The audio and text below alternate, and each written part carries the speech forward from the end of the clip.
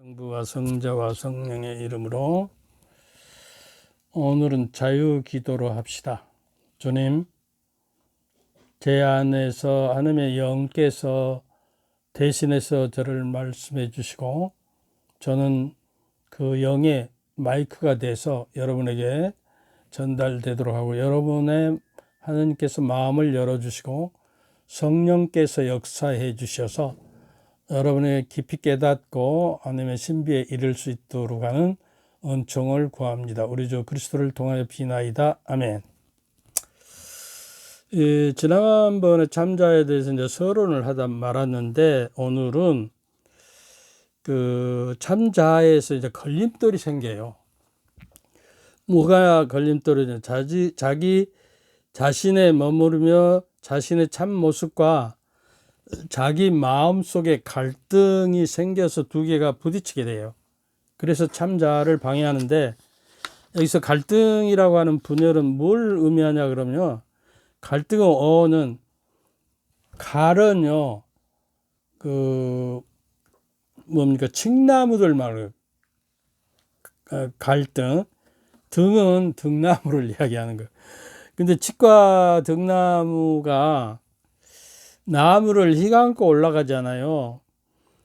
근데 그 모두 칡은 오른쪽으로 감고 올라가고 등나무는 왼쪽으로 감고 올라가서 나무를 옥죄어 가지고 그 잎사귀도 없어지고 말라 죽게 만들어 버리죠. 이게 갈등이라고 하는 거예요. 여러분들 잘 보세요. 그 등나무가 왼쪽으로 타고, 칡나무는 오른쪽으로 타고 올라간다고 그럽니다. 근데 인생사에 있어서 목표나 이해관계가 달라져서 서로 적대시가 되는 거예요. 이게 예컨대 부부가 한 사람은 성격이 칡나무 같고 한 사람은 성격이 등나무 같으면 어떻게 되겠어요?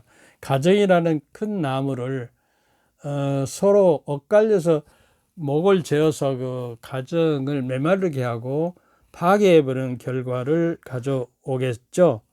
그래서 이 갈등이라는 요소가 그 이해관계나 목표관계가 틀려서 서로 갈등 구조를 가지고 있어서 대인관계나 하느님의 관계도 내면의 갈등이 일으켜서 문제를 가져오게 된다는 것이에요. 근데 그렇다고 해서 갈등을 마음속에 그대로 놔둬버리면 안 된다. 이걸 해소하고 정말 하나님의 은총으로 이것 갈등 구조를 없이 해야지. 그렇지 않으면 이 갈등이라는 게 주위 사람들에게 퍼지게 되고요.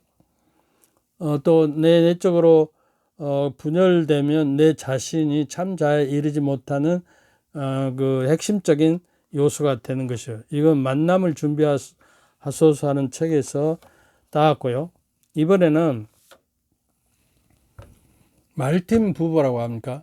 너와 나를 그 저기에서 세상에 그 참 그 센세이션을 일으킨 아주 유명한 책이죠. 그분은 이렇게 이야기합니다. 다른 사람과의 갈등은 늘 마음에서 비롯된다. 마음에서. 그래, 마음에서 그것을 인식하고 있어야지. 평안한 마음과 변화된 모습이야말로 주위 사람들에게 다가가고 그들과 올바른 관계를 맺으려고 하면은 먼저 내적 갈등을 극복할 방안을 찾아야 한다.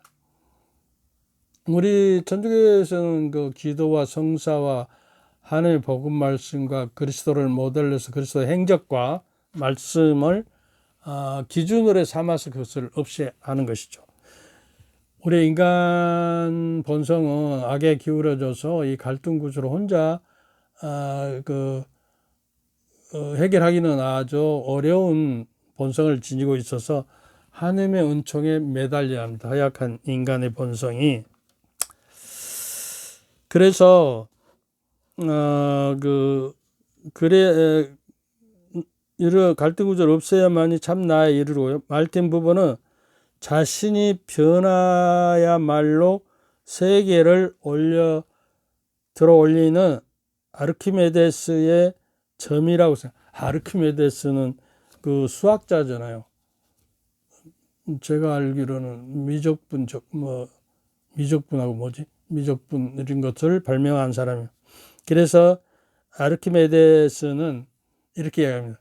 내가 지구를 들어 올릴 테니까 지구에 받침대만 씌워줘라 그러면 지렛대로 올린다는 그런 말씀을 하신 분이에요.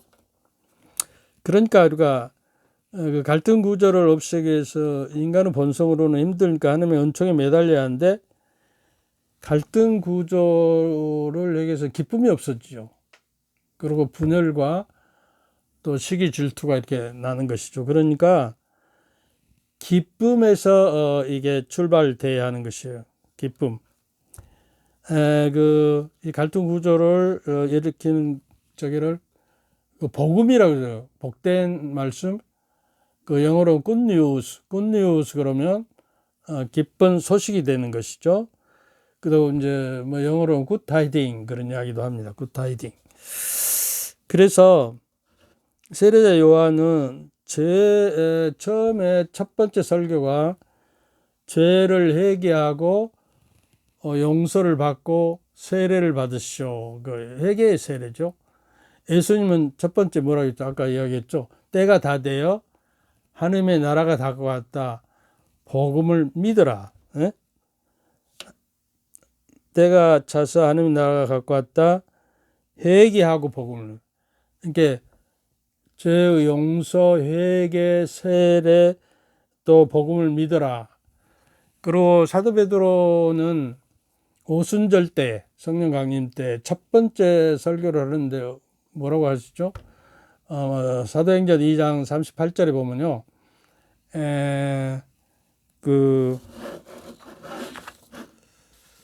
회개하고 저마다 예수 그리스도의 이름으로 세례를 받아 여러분의 죄를 용서 받으십시오. 그러면 성령을 선물로 받을 것입니다.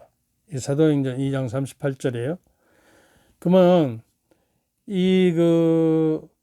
첫 번째 메시지가 아주 중요하고 기초를 이루죠. 그러니까 전적인 교리도 이 네 가지에서 다 흘러나온 거예요. 첫 번째 뭐죠? 죄의 용서, 회개, 그러면 세례를 받는 거, 그 다음에 하나님의 복음을 믿는 거, 그 다음에 성령을 선물로 받는 게 5가지가 강령이 되는 거예요. 여기서 이게 신학과 모든 교리가 흘러나와요. 부처님이 처음에 설파한 내용이 뭔지요? 나는 유아독전이라고 해요. 나는 세상의 유아독전이라는 것을 설파하죠. 근데 아까 이야기했죠. 갈등 구조라는 거 기쁨 속에 살지 못하게 만든다. 이렇게 이야기하죠. 참 자아는 충만한 기쁨이 지배하는 곳이다. 제가 찾아보니까 신약 구약에 기쁨이라는 말이 몇 번 나오면 364번이 나와요. 이게 365일 거의 매일 기쁨을 느끼고 있어요. 내적 기쁨을. 근데 성 아우스틴 성인은 뭐라고 그러냐 그러면 영혼이 무엇으로 사는가? 기쁨을 누림으로 산다는 거예요. 아우스틴은 기쁨은 모든 영혼의 양식이다. 양식이 떨어지면 굶어 죽잖아요. 영혼이. 기쁨 없는 영혼은 시들해지고 아름다움도 잃는다. 모든 참된 아름다움은 기쁨에서 오기 때문이다. 여러분들 내가 구원받았다거나 확신을 가지고 내면적으로 항상 기쁨의 강물이 흐르고 있어야죠. 그 기쁨의 샘에서 우리는 새로운 생기를 얻고 살아가는 것이에요. 어떤 교부는 당신의 삶은 내적 기쁨에 의해서 결정된다. 기쁨의 시면에서 신을 만나. 기쁨의 시면, 가장 기쁜 시면에서 하나님을 만난다는 것이에요. 또 로마서 14장 17절 하나님의 나라는 먹고 마시는 일이 아니라 성령 안에서 누리는 의로움과 평화와 기쁨입니다. 하나님의 나라는 성령 안에서 누리는 의로움과 기쁨과 평화이에요. 기쁨이 들어가요. 3대 요소가 있어야 되는. 그러니까 이 세상에서 벌써 내가 의로움, 정의롭고 공평한 삶을 살아야 하고 또 내적인 평화를 누려야 하고 세상이 주는 평화가 아니라 그리스도께서 주시는 평화여야 해요. 그러고 기쁨이 샘솟아요. 기쁨이 없는 삶은 영혼이 말라 죽어요. 영혼의 양식이라고 그러니까 이걸 우리가 생각해야겠어. 항상 그래서 도비트 구약성서요 8장 17절에는 잠이 봐서 주님 저들에게 계속 자비와 구원을 베푸시고 저들이 기쁨과 자비를 누리며 일생을 마치게 하소서. 또 자비도 아주 중요합니다. 나는 매일 주 예수 그리스도님 저에게 자비를 베푸사는 기도를 아마 1000번 이상은 할 것이에요. 우리가 죽기 전에 하나님의 자비에만 매달릴 수밖에 없어요.